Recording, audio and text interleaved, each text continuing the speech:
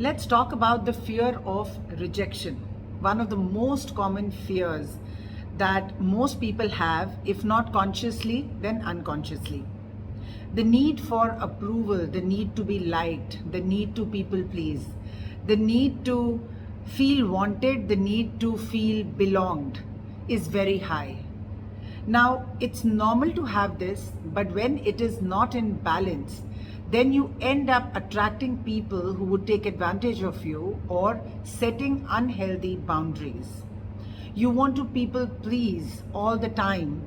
In fact, even if someone is getting bored sitting next to you, you start feeling that it is your job to entertain that person. That it shows poorly on you that they are occupying the same space and they are still getting bored. So many of us don't realize that it is the innate need for approval, the extreme need to be liked, that is at play. So what happens is performance related discussions around how a relationship is going, discussions around healthy boundaries, discussion around any conflict solving is not possible because we are always worried about, if we bring this up, what is the other person going to think? And this causes a lot of anguish inside your heart and anger towards situations and people without realizing that it is your own fear of not being liked, of not being good enough, of not feeling fulfilled, that we need other people to fulfill us, and therefore we take up a lot of their stuff which we actually don't want to. So what is the answer to this? Of course, it's not a clear-cut, simple answer, but first of all is the acceptance and recognition that you are trying to people please all the time because you have an anxiety around the fact that they would leave. You have an anxiety around the fact that this relationship will end. You have an anxiety around the fact that you will end up being gossiped about or disliked.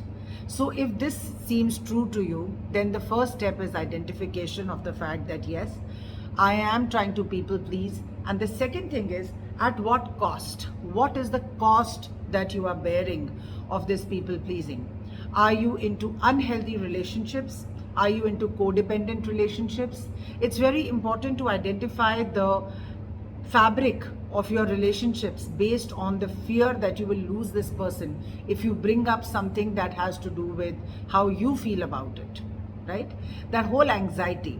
So one thing that I have noticed that has helped many people is backflash, where it helps you to disconnect with the emotion that I am dependent on people's approval and I can't do without these people in my life. When we disconnect from that emotion, we come into our own power, and then we choose from that power how to build a more nurturing relationship with that person, as opposed to telling him to leave our life or keeping him or them in our life while feeling the victim ourselves. Whenever we feel like a victim, we end up blaming the other person, whether or not consciously but subconsciously, and that creates an anger in our heart and causes a passive aggressive sort of a personality. So sometimes we snap in a relationship, and the other times we are trying to desperately please them that they don't leave us. Backflash is one. The second is, are you carrying this from your past lives? The third is that, did you see or grow up with a set of parents who had this and didn't know how to deal with it?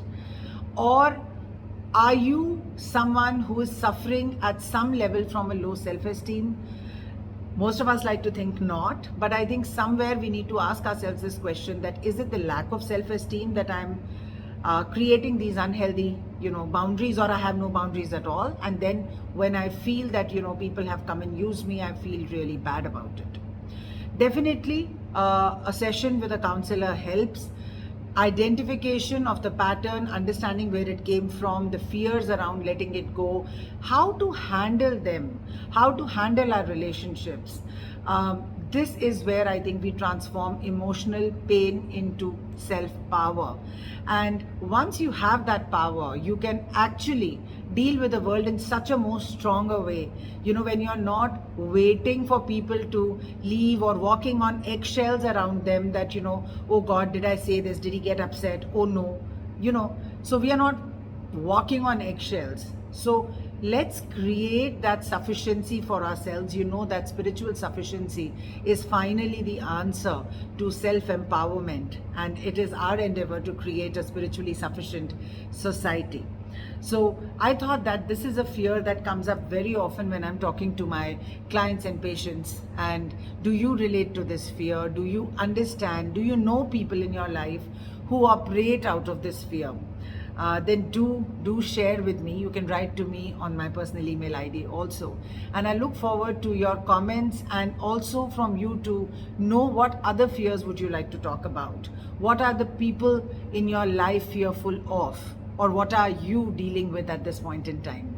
Have a great day, and remember, your power is here.